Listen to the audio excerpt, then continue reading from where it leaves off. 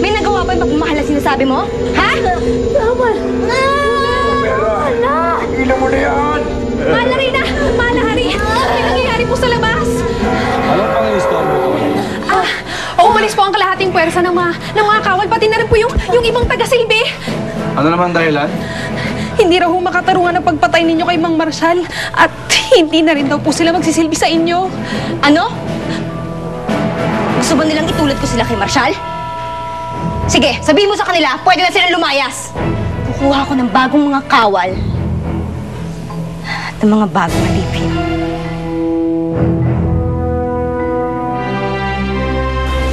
Pasalamat ka, hindi kita pinatulog, Alon.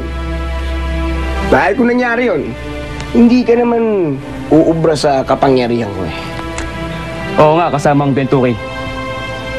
Mabuti na lamang at bago tayo nagkasakitan, naipaliwanag namin sa inyo ang aming pakay. Napakatapang na inyong ginawa. Napagtakas kina Romera at Juliano. Marami pa nga gustong sumama. Pero iniwan na namin ang mga nakatatanda. Dahil baka bumagal ang aming pagtakas.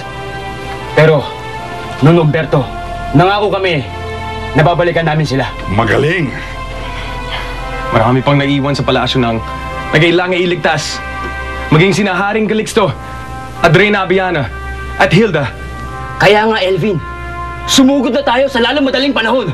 Pero kulang na kulang tayo sa mga duwende na may kapangyarihan. Gusto namin gumawa ng armas. Pero wala kami ang mga gamit.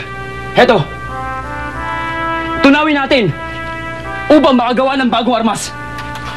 Mga kasama,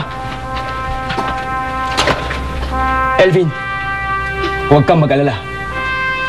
Nakahanda kami ibigay ang lahat para sa paglaya ng kaharingan ito. Salamat, Adon. Salamat. Humanda na silang lahat dahil palakas na ng palakas ang ating puwersa. Mag-aisa tayo! Kaisa tayo! Mag-aisa tayo lahat!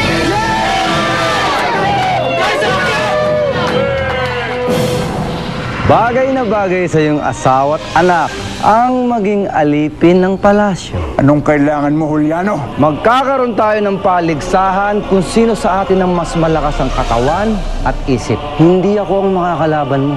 Siya si Parao, ang pinakamalakas na bagong kawal.